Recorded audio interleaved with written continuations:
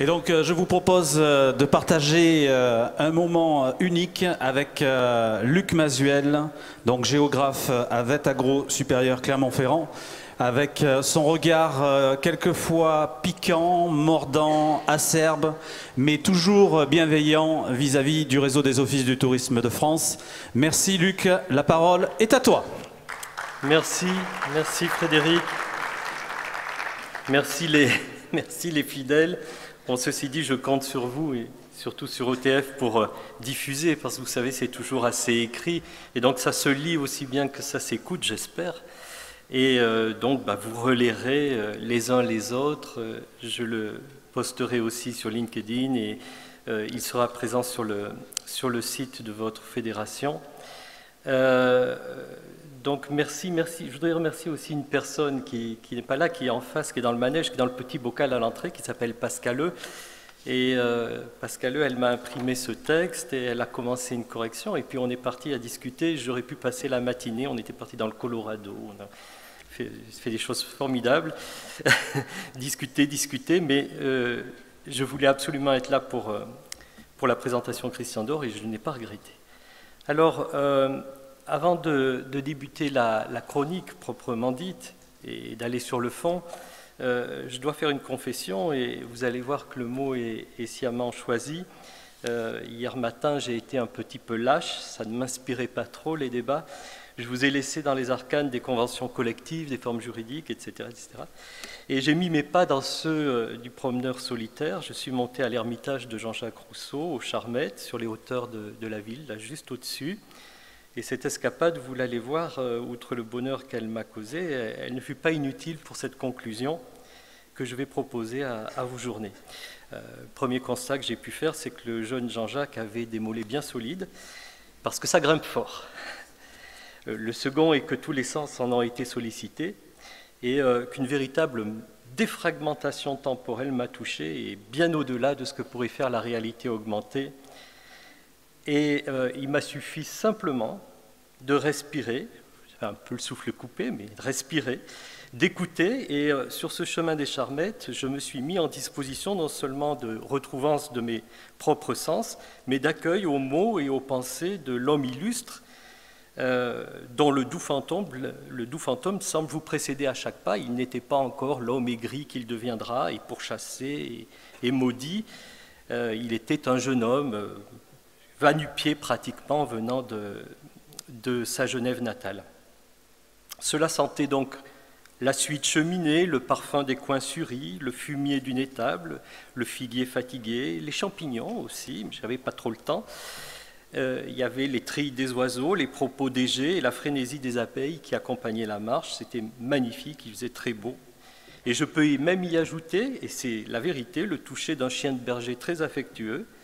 Et tout ceci se poursuivit à l'intérieur d'une maison très modeste, mais qui n'a pas changé depuis les séjours de Madame de Warens et de son jeune protégé, maman et mon petit, car très tôt elle devint un lieu de pèlerinage tout au long du XIXe siècle pour tout un tas de littérateurs, de politiques et jusqu'à nos jours.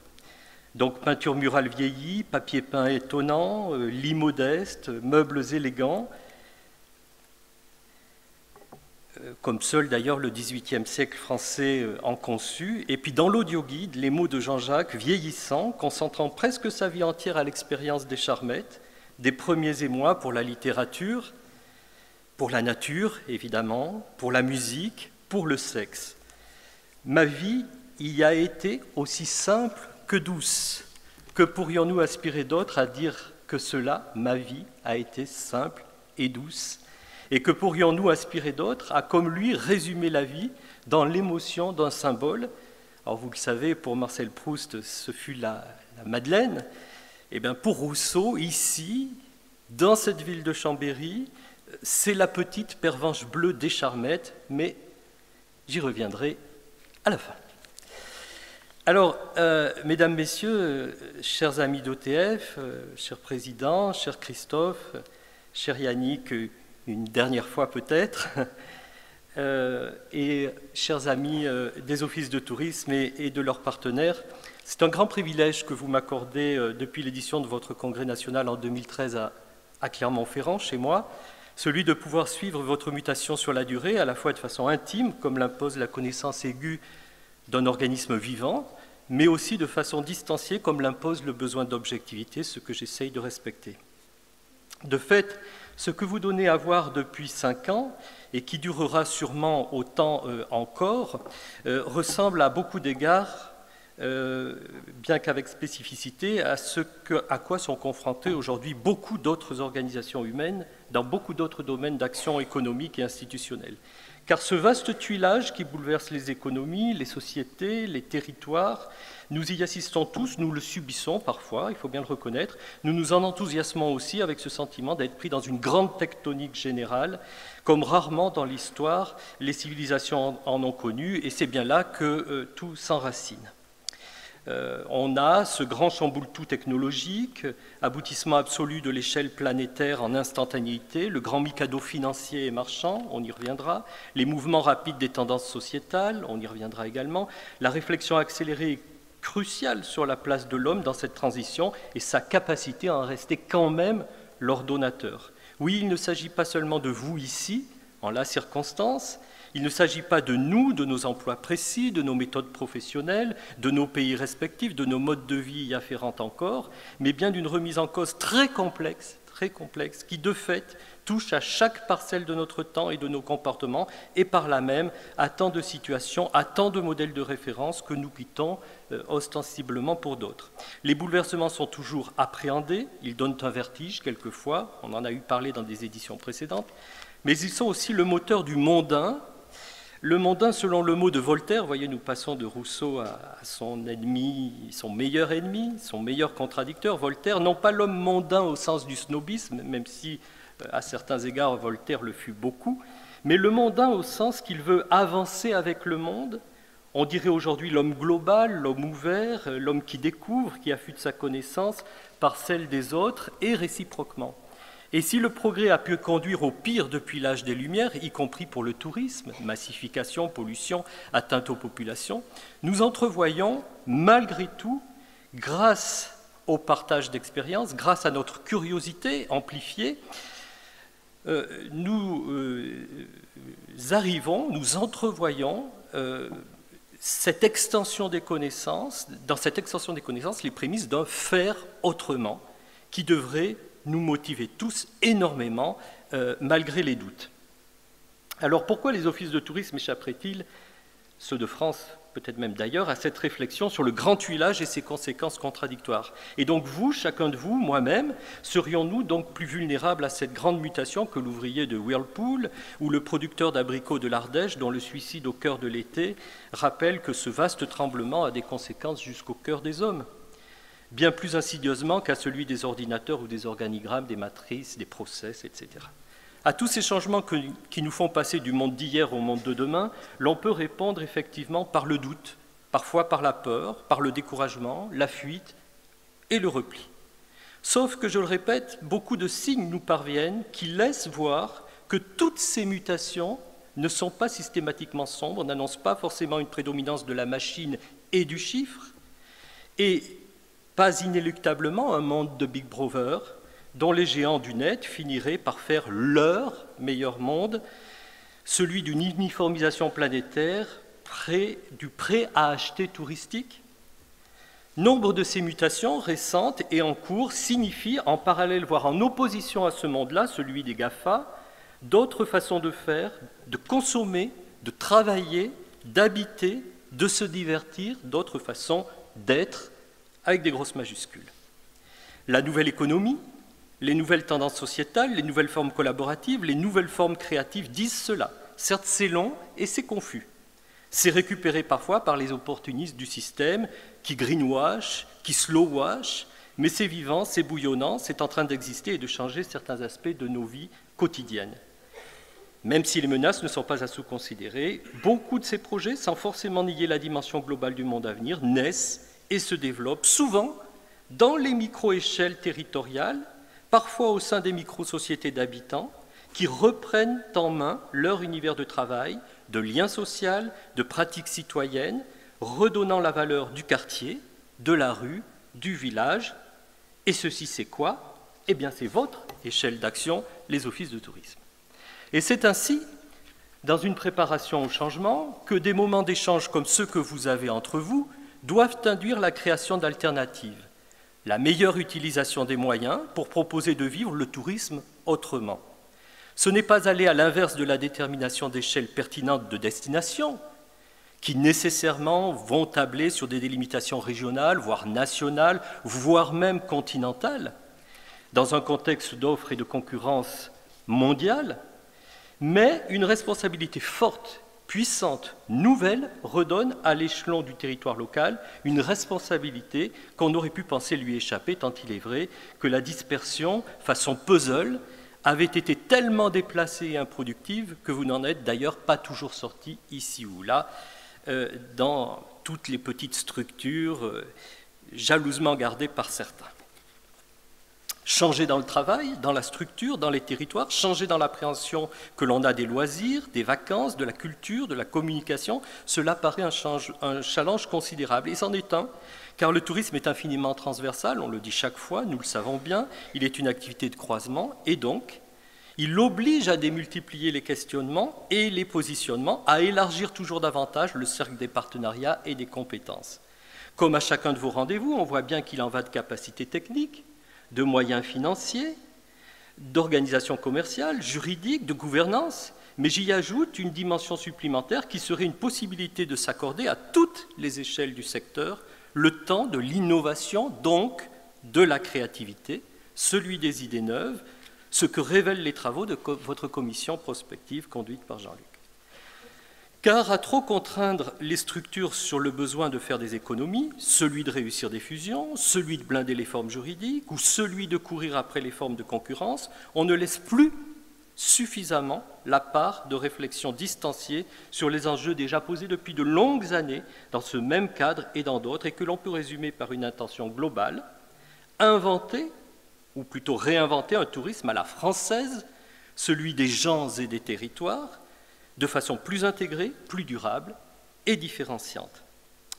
Alors ce temps donné serait celui d'une capacité de chaque acteur, et donc non seulement des offices de tourisme, à réinventer les vacances et la découverte touristique, à vivre ce temps-là autrement, comme justement une alternative au monde global et au monde virtuel. Or, quel pays, mieux que la France, pourrait incarner à ce point, dans chaque lieu, dans chaque entreprise, dans chaque laboratoire d'ingénierie touristique, à l'instar des offices de tourisme, un tourisme revenu de son histoire, embrassant des envies nouvelles, de ceux qui veulent faire le tour, prendre le temps du tour, caler leur tour sur celui du paysan, celui du flâneur, celui de la cuisinière, être, faire, manger, boire, sentir autre chose.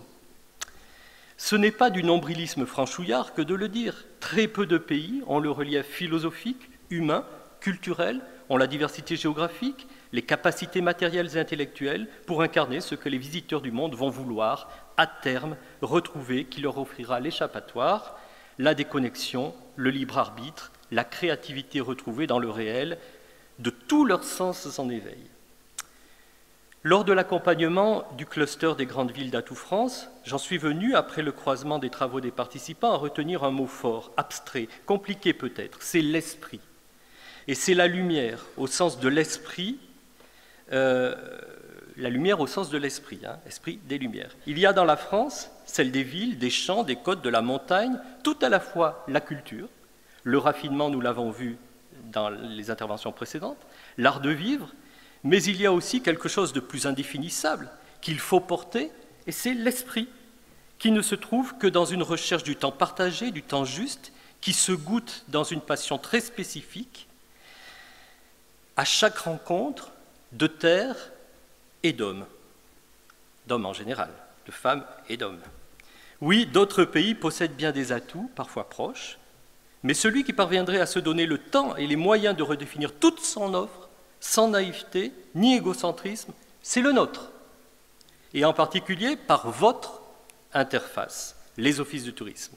Car il faut y convier le viticulteur et l'esprit du vin, le cuisinier et l'esprit du goût, l'artiste et l'esprit de sa liberté, les vieux du boulodrome et leur esprit de contradiction, et même les défauts d'esprit qui enlaidissent les lieux et les gens parfois, qui marquent hélas nos territoires périurbanisés de plus en plus largement, comme le déplore Sylvain Tesson dans son dernier ouvrage. Parce que l'aseptisation ne donne pas l'esprit, mais elle le corrompt. Ce serait le baroque napolitain sans les ordures. Alors ne pas laisser le sens s'absenter peut paraître un luxe quand on est dans la pression croisée qui est la vôtre, des prestataires, des plateformes, des élus, quand on doit penser efficience, boutique, taxes de séjour, outils de communication, quand les fédérations et les relais territoriaux doivent recentrer leur action sur le concret et l'utile, sans occulter cette tyrannie du quotidien des métiers. Je voudrais m'employer à vous montrer comment cela serait possible, comme vous l'avez en partie décrit, comme il s'agit d'aller vers ce que j'appelais, dès 2013, une cellule d'ingénierie touristique, un labo où se croisent une diversité d'acteurs et de méthodes qui puisent dans les richesses du territoire pour en faire le support de nouveaux imaginaires, de nouveaux mythes, de nouveaux produits à vivre, autant par l'habitant que par le touriste, à l'échelle d'un lieu d'expérience partagé, à l'image des tiers-lieux, le terme n'a été cité qu'une seule fois par Mathieu Daubon avant-hier, qui fleurissent aujourd'hui, sauf qu'ici le lieu n'est pas forcément matérialisé, il est davantage une façon, une méthode, un mode d'échange pour réussir l'attractivité. Alors les challenges sont nombreux. On fixe au secteur du tourisme français des ambitions toujours plus importantes, tel le plan quinquennal à la soviétique. On donne l'objectif de 100 millions de touristes par an dans un moyen terme, pourquoi pas. On y ajoute des ambitions qualitatives en ayant compris que le plus devait être corollaire du mieux. Mais ce n'est pas seulement en montant en gamme dans l'hébergement, en améliorant les conditions du transport qu'on dynamisera l'économie touristique française. Il s'agit d'ailleurs là bien plus d'un rattrapage par rapport à certains de nos concurrents internationaux, tout simplement. N'oublions pas aussi, comme on s'en fait l'écho dans la presse chaque été, que les sociétés locales, les habitants, commencent à saturer dans les grandes villes et dans les spots touristiques. Le phénomène n'est pas lié qu'au flux de visiteurs, il prend une dimension plus pernicieuse, vous le savez tous, par le biais de la location de type Airbnb, conduisant à plusieurs phénomènes: concurrence des acteurs classiques, diminution du logement permanent pour les habitants et son renchérissement, constitution de véritables ghettos touristiques, perte de moyens financiers des collectivités par la fiscalité, etc. Par conséquent, au-delà du nombre et de la montée en qualité, ambitionne-t-on de repenser les contenus, les formes du voyage et de la découverte, le lien aux sociétés locales, à la culture, au territoire? Qui mieux que des structures aux préoccupations transversales, ancrées dans les territoires, à l'interface des secteurs, des métiers, pourrait aider à ce renouvellement des concepts et des réalités de la découverte touristique? C'est l'enjeu répété que les offices de tourisme doivent porter avec leur tutelle et faire savoir encore davantage, en particulier au sein du comité interministériel dans lequel vos présidents et directeurs siégeront. Pour cela, il faudra sortir d'une période difficile, incertaine, mal vécue, qui dure encore. Pour cela, il faudra repenser les fonctionnements, les missions, le management. Pour cela, il faudra surtout développer de nouvelles compétences, en prenant le temps de la réflexion, d'une pensée nouvelle, en correspondance avec les nouveaux imaginaires sociétaux. Vous esquissez à chaque rendez-vous, je le sais, ces jalons. Mais on sent encore le poids des lourdeurs administratives, financières, celui des concurrences qui prennent à bras-le-corps le champ des possibles. Il va falloir accélérer, il va falloir contribuer avec d'autres à réinventer un tourisme à la française, non seulement dans les objets, dans les dimensions matérielles et concrètes, mais aussi dans une dimension plus philosophique, une marque de fabrique qui incarnerait une spécificité déclinable par chaque acteur dans sa mesure. Plongé dans les urgences de la réorganisation et de la rationalisation, il n'y aurait rien de pire de ne pas inventer, créer, rêver le tourisme de demain. Ainsi, si l'Office de tourisme s'inspire de l'entreprise en tant que modèle économique, il devra aussi être une entreprise artiste, une entreprise innovante, car il ne saurait être qu'un outil de commercialisation ou pire, d'institutionnalisation d'un marketing territorial plus ou moins maîtrisé. Il pourrait être, il devrait être la fabrique d'identité locale, une identité réelle et évidemment fantasmée. J'ai souhaité faire ce préambule un peu long en forme de manifeste, puisqu'on me laisse une grande liberté, je vous en remercie, mais il convient que je reprenne quelques éléments spécifiques de vos débats depuis 2 années et que j'organise ce propos de conclusion en 3 parties, comme il s'y est habituellement. Cependant, je ne vais pas reprendre les contenus des présentations faites lors du congrès, et ce n'est pas tant une synthèse que je vous propose, car ces éléments vous seront diffusés largement sur votre site de référence, mais c'est davantage une analyse et une mise en perspective dans un cadre élargi, celui des nouvelles aspirations du touriste et celui des mutations globales et locales que je viens d'esquisser. Alors, on va avancer un peu dans l'image. Inventé par les les offices de tourisme invités par les offices de tourisme d'Occitanie à observer leurs approches collectives d'évolution, j'ai retrouvé de vieilles connaissances et parfois j'avais l'impression d'être au milieu d'amis comme ça, comme un vieux confident, parfois d'être un docteur de l'âme et puis parfois même un peu un psychanalyste. Hein. Et comme l'élu et le directeur forment parfois un couple, j'ai pensé que j'allais finir en peut-être sexologue, mais comme ce sont ceux qui en parlent le plus qui en font le moins, j'ai renoncé. Alors, trêve de fanfaronnade et de plaisanterie, si les dynamiques à l'œuvre en Occitanie sont formidables, si l'on n'y attend pas passivement les conséquences des changements et que l'on essaye d'harmoniser les rôles du local au régional en passant par les échelles départementales, il n'en demeure pas moins que les conséquences pèsent sur les structures et donc sur les êtres. Ce n'est pas parce que l'exposition en paraît moins violente que pour l'ouvrier, celui de Whirlpool, ou pour le paysan, mon paysan de l'Ardèche, que les conséquences n'en sont pas pour autant pénalisantes. Elles contribuent de fait à un turnover jamais égalé de 3 ans de directorat en moyenne dans une structure. Elles conduisent quelquefois à des démobilisations d'équipes, à des crispations fortes. Comme souvent, le management équilibré, voire inventif, n'a hélas pas devancé les nouveaux cadres définis par les lois, et ce, malgré les travaux d'OTF, ceux des relais territoriaux. On a ainsi souvent réagi par réflexe, dans l'urgence, par obligation et imposition, malgré quelques exemples de bonnes pratiques, souvent liés aux individus, parfois habitués à la concertation et ayant anticipé le changement, on a trouvé le second souffle. Mais pour combien de structures pour lesquelles on a eu recours au mariage forcé, à la transaction de bazar? Là où souvent il aurait fallu agrandir des cercles pour accueillir d'autres cercles, en harmonie, comme une sorte de cosmogonie idéale dans laquelle chaque petite étoile détermine sa place en accord avec les autres, on a voulu faire rentrer des ronds dans des carrés, ou l'inverse, on a cherché la perpétuation sous des apparences de changement, et donc on a obtenu des architectures approximatives dans lesquelles les êtres se retrouvent souvent contraints, voire malheureux. Je ne souhaite pas développer plus avant ces aspects, soulevés déjà lors des 2 derniers congrès, mais il faut continuer à les prendre en charge de façon volontariste et visionnaire, car des cadres et des équipes mal préparées, mal dans leur métier, ne pourront pas changer. Surtout que les éléments déterminants du changement sont forcément très ambitieux, puisque ne relevant plus simplement de la machinerie administrative. Et si l'on se persuadait du contraire, si l'on se disait que l'on pouvait bien continuer comme ça, j'allais dire jusqu'à la retraite, ce ne serait pas la peine que je développe plus avant cette chronique. Si l'office devient une maison, comme parfois on les dénomme, il va bien falloir que l'esprit, le fâcheux esprit de l'office, bureau en anglais, cède la place à l'esprit de maison, une maison ouverte, qui ne serait pas l'enfermement de la famille à la place de celui des collègues. Quel mot atroce, je déteste ce mot.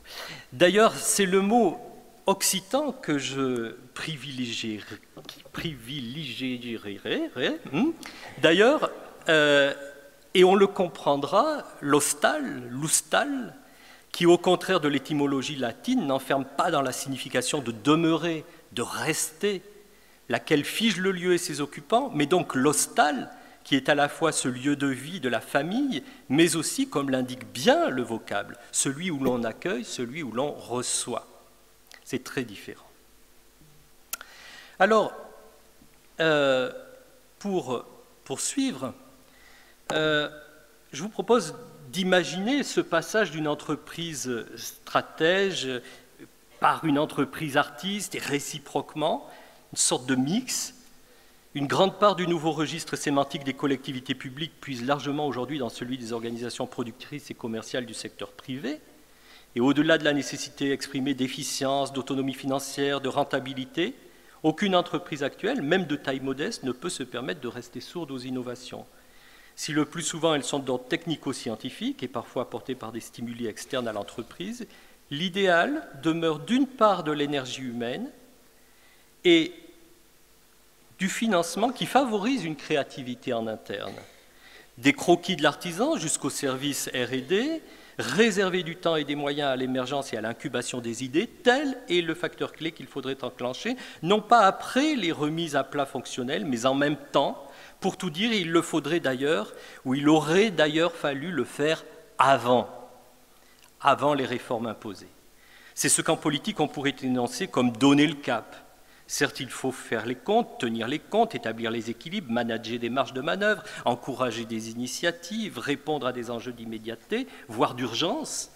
Mais prévoir et surtout accompagner la vision de l'avenir, c'est le gage de la pérennité autant que du renouvellement. C'est une question de moyens autant qu'une question de créativité. C'est une contrainte, certes, dans le budget, mais c'est aussi une liberté dans les formes de travail et les objets de celui-ci.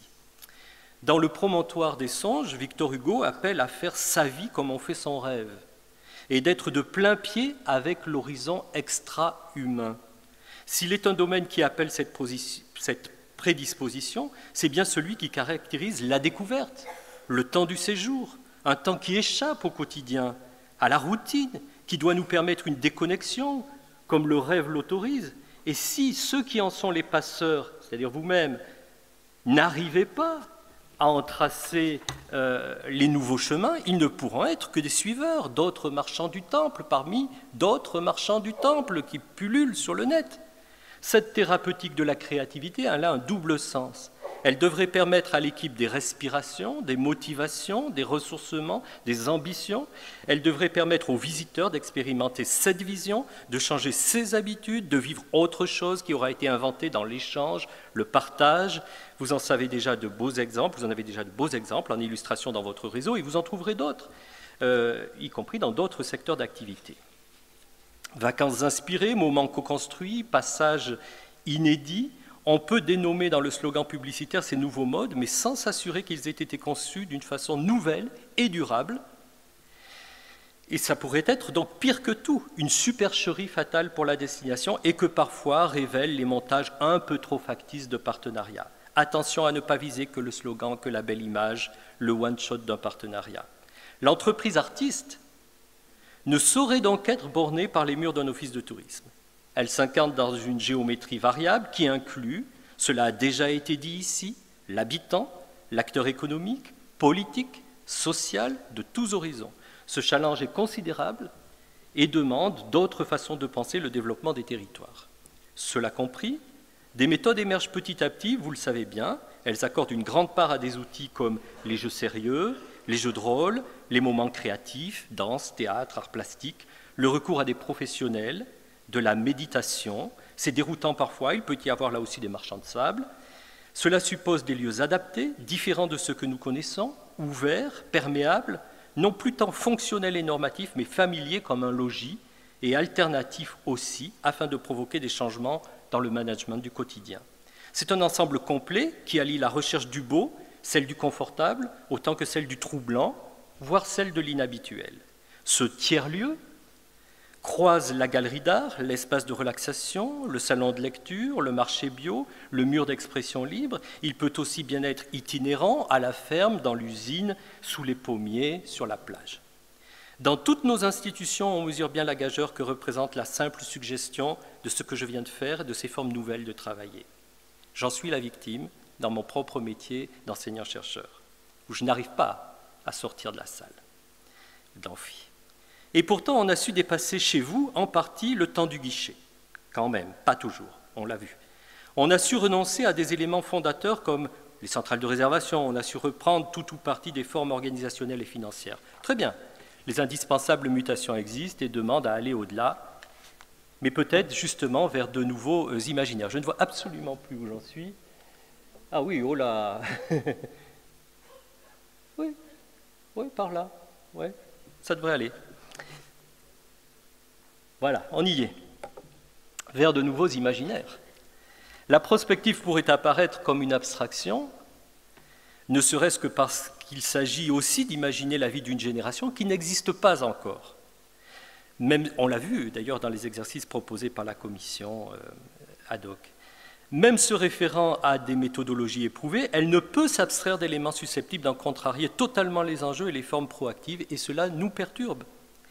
Mais si l'on songe qu'elle est un processus, une forme dynamique, pareille à une germination, alors elle autorise et encourage des formes créatives qui ne soient pas dans le décalage absolu, puisque le sol et les graines nous sont connus, qu'on en connaît les métamorphoses, mais que l'on peut en améliorer la croissance et la fructification par l'échange d'informations, le croisement des idées et des imaginaires. Comme vous l'avez fait, Si j'imagine moi-même l'Office de tourisme du futur, je sais qu'il est ancré d'abord dans son histoire, ne serait-ce que parce qu'il continue à représenter un territoire délimité, certes en évolution, pas toujours en accord avec le bassin de vie ou la géographie, mais façonné, qui a donc encore des aspects communs avec ce que je connais, mais je sais également qu'il sera très différent parce que vous l'avez montré, les attentes sociétales, les conditions techniques, les modes commerciaux, les technologies sont différents et que ces éléments-ci contribueront toujours à distordre l'espace de référence que devrait être une destination touristique, car c'est bien toujours de cela dont il s'agit. Anticiper sur ces mutations et en quelque sorte cartographier les limites du changement, tel un explorateur qui jauge, vague après vague, rivage après rivage, sa progression possible dans la découverte, voilà l'image que l'on peut vous proposer aujourd'hui.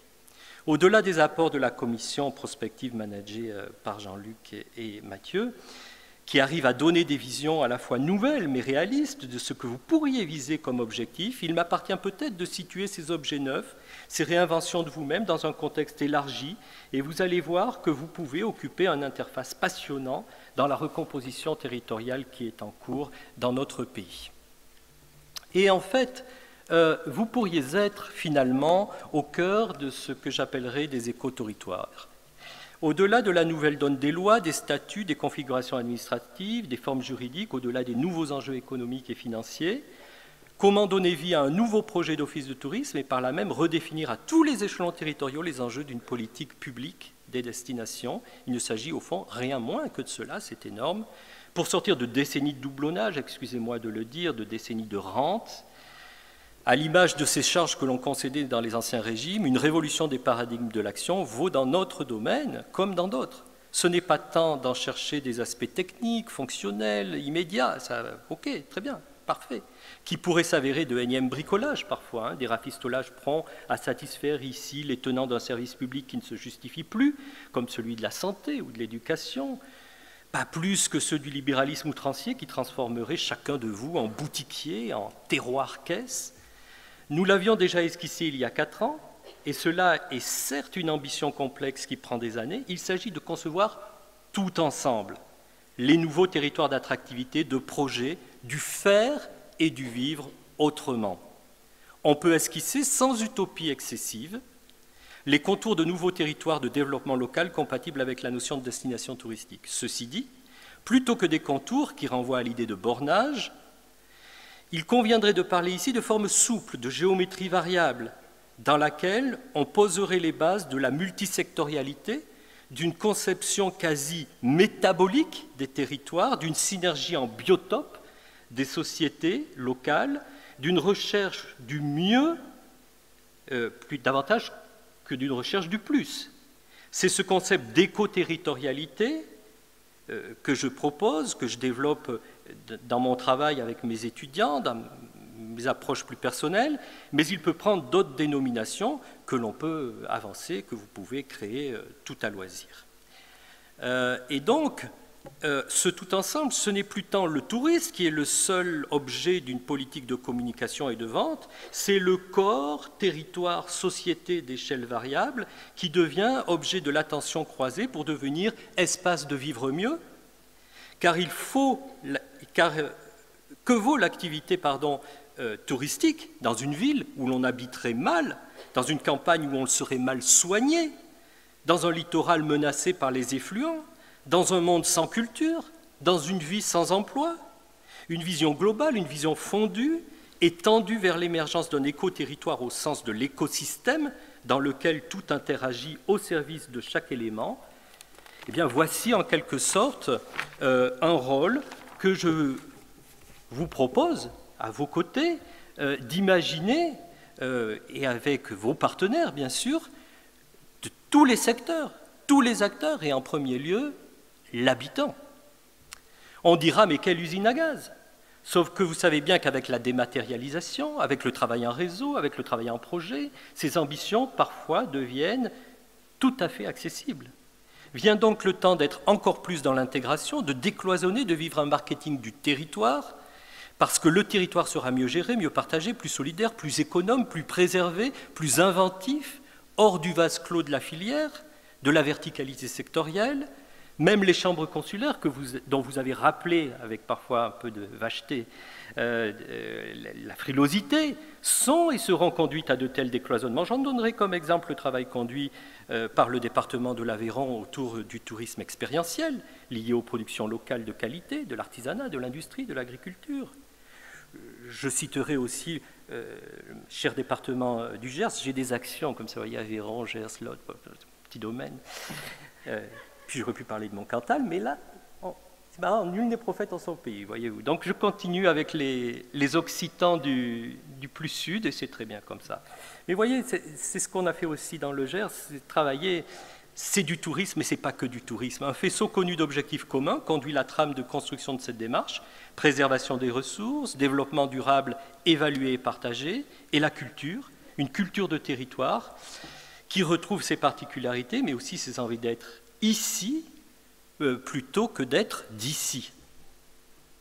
De nouvelles agoras apparaissent qui mêlent jardin partagé, lieu de culture, marché local, espace de vie interâge, et pas seulement dans les hypercentres bobos de nos grandes villes. Bien sûr, il y a Darwin à Bordeaux, chez Nicolas, il y a aussi l'atelier de Royère de Vastivière, sur le plateau de Millevaches, au cœur de la Creuse, qui est un lieu étonnant, qui tient aux gens d'ici, aux gens qui sont venus d'ailleurs. L'Office de tourisme du futur peut y prendre une place d'interface particulière entre justement les gens d'ici et les gens d'ailleurs. Et si l'on arrive à expliquer et incarner ce nouveau rôle, on justifie pour des années encore la vie de vos structures en mutation. Alors justement, pour avancer, petite pause qui me permet de boire, je vous laisse. Oh, vous n'allez pas pouvoir lire, c'est dommage. Je lis alors. La neige apaise tout, on dirait qu'il y a une porte en elle, le silence plutôt, que l'espace qui sépare deux profonds entre les profonds, il y a le silence. Voilà. C'était pour boire. Ah, alors, il y a là, au fond, à réinventer localement la découverte touristique. Pour nos visiteurs, dont chacun est unique, mais dont les aspirations suivent des tendances communes, vous le savez bien, et qui pourraient tendre vers une réponse à quelques aspirations connues. Elles sont émergentes, mais certainement appelées à perdurer, à en croire les observateurs. C'est ce qu'a rappelé la commission prospective de OTF. Comment comprendre, intégrer, répondre à des évolutions paraissant parfois contraires, comme le besoin d'hyper-personnalisation, autant que l'intrication progressive dans l'économie collaborative. Comment satisfaire le besoin de se retrouver soi et les siens, tout en ouvrant son esprit aux autres. Comment concilier l'homme augmenté, l'homme technologisé et son besoin de vérité et de naturalité. Si nous voulons rester dans la prise de recul de cette chronique de clôture, on caractérisera deux grands états sociologiques des clientèles, une recherche d'hédonisme et une recherche d'éthique. On comprendra que nous avons, ni plus ni moins, affaire à un nouveau temps de l'histoire du tourisme. Comme souvent, il est lié au mouvement puissant de l'évolution socio-économique.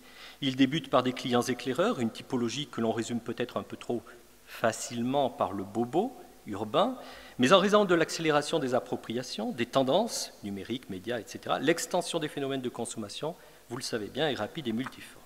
Alors à la recherche d'hédonisme, de plaisir, qui conduit plutôt à renforcer une forme d'individualisme, d'entre-soi, ce qui ne veut pas dire forcément seul, il y a effectivement de nouvelles pratiques à côté de ce jeu surpuissant de liberté, de facilité, de gourmandise égoïste de l'instant, très lié au sens, très lié à son univers immédiat. Une autre est émergente et réémergente, la recherche d'éthique qui conduit à reconsidérer l'intérêt collectif. Elle n'est pas forcément synonyme de morale, elle est compatible avec le plaisir en veillant à y révéler et ressentir l'harmonie, le partage avec la nature, la culture, ce qui accueille.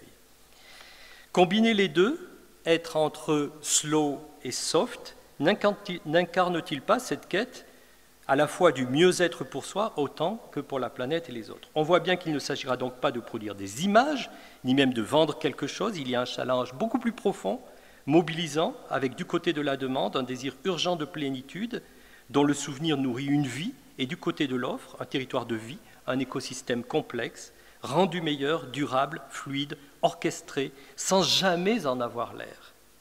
Ici est le rôle que vous pouvez ambitionner et que vous aurez à très vite faire savoir aux décideurs politiques de tout niveau. Et ça, ce n'est pas les plateformes qui peuvent le faire. Pas aussi facilement qu'on veut bien le dire.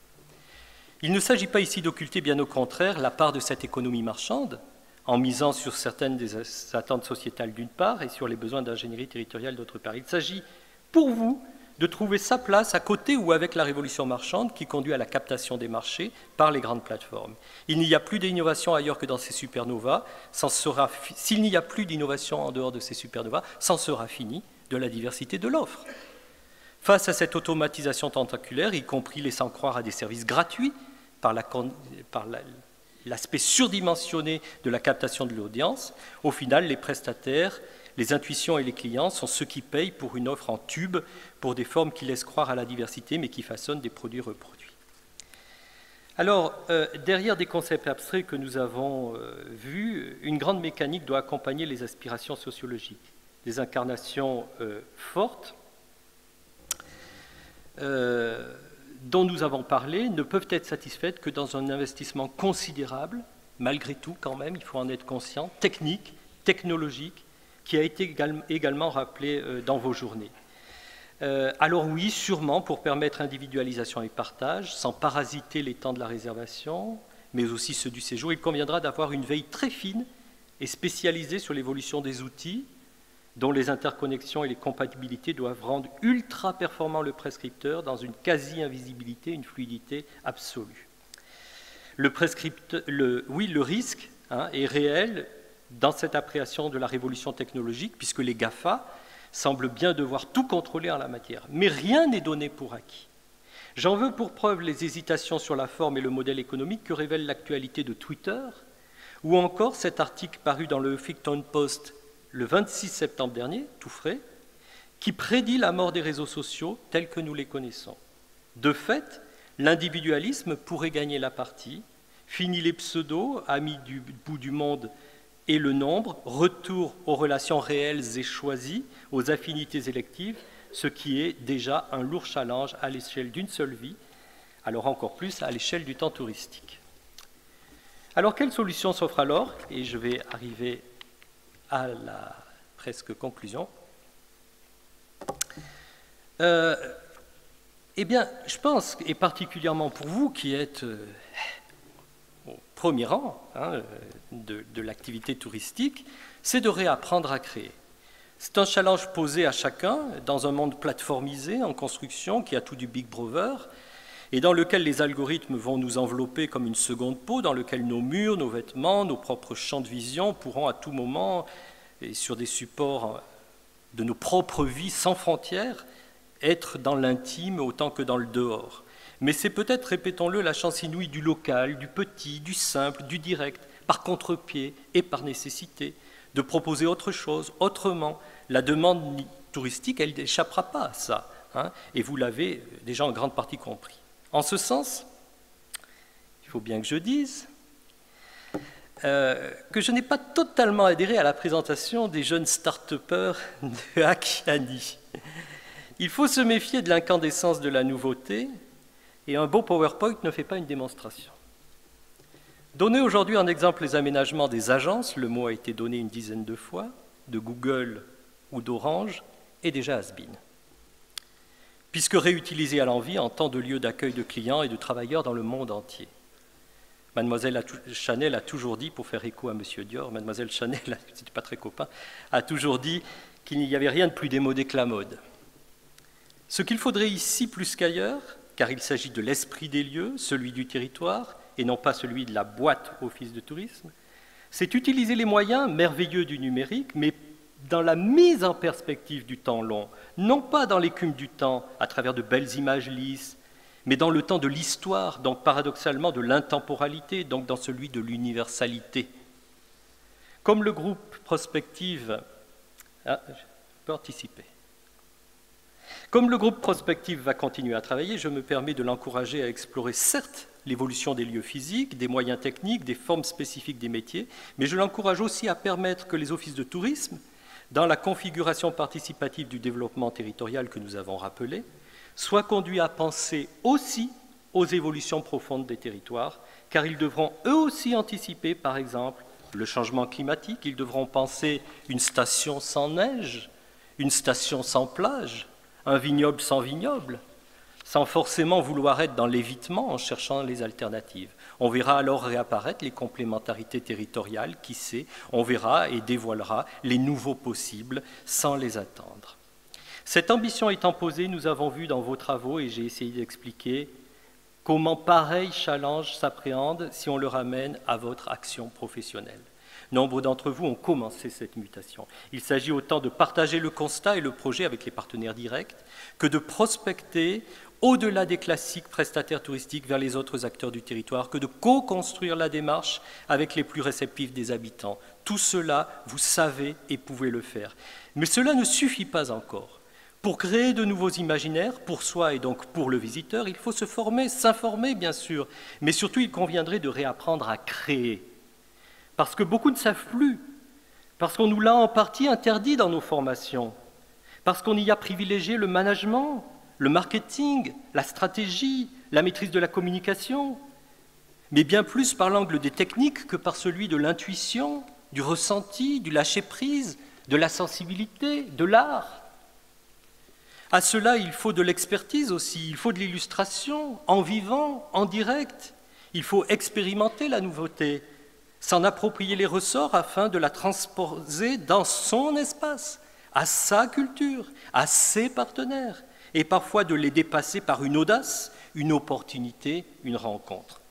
Permettez-moi de faire allusion à ma propre expérience d'universitaire, soumis aux dogmes, aux habitudes, parfois au décalage avec les avancées du temps. Combien de fois ai-je été moqué pour solliciter la fantaisie des étudiants, la créativité plutôt que le savoir scientifique uniquement? Bien sûr qu'il en faut. Combien de fois ai-je buté sur l'impossibilité même à aménager une salle qui incarne la maison, où l'on puisse amener son chat, faire un feu de bois, rompre le temps avec la lecture ou la sieste? C'est encore aujourd'hui largement impossible, même 3 siècles après la pomme de Newton. C'est là qu'il arrive. Des siècles après le bain d'Archimède. Nous n'irions pas jusqu'à suggérer d'installer des baignoires ou des vergers, ou des baignoires dans des vergers, pourquoi pas. Mais comprenons bien ici l'idée.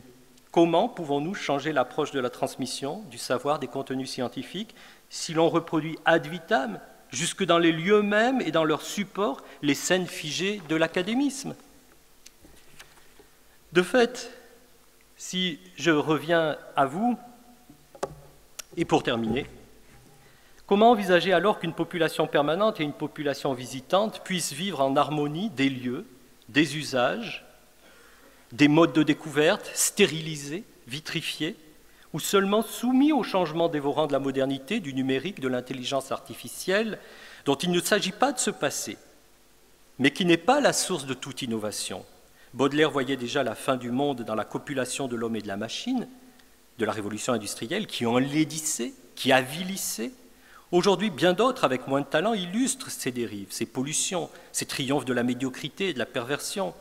On peut se laisser aller à cette tendance au regard de la marche du monde et parfois au regard de sa propre situation, mais ce serait ignorer un monde possible, différent, et qui advient, sans bruit parfois, dans le secret d'un laboratoire sur le biomimétisme, dans le jardin sur le toit d'un immeuble, dans la tête du marcheur qui arpente le plateau, comme elle fut dans celle du marcheur pensant des Charmettes, Jean-Jacques, contemplant la pervenche bleue dans la contraction du temps, jeune et vieux, et se répétant « J'ai besoin de me recueillir pour aimer, j'ai besoin de me recueillir pour aimer ».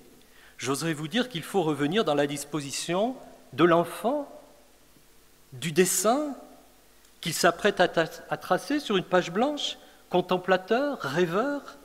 Il faut y aller avec un sentiment dont on nous a privés presque immédiatement après le premier geste, et puis sans arrêt depuis, celui du naturel, et donc sûrement celui d'une certaine insolence. Je vous remercie.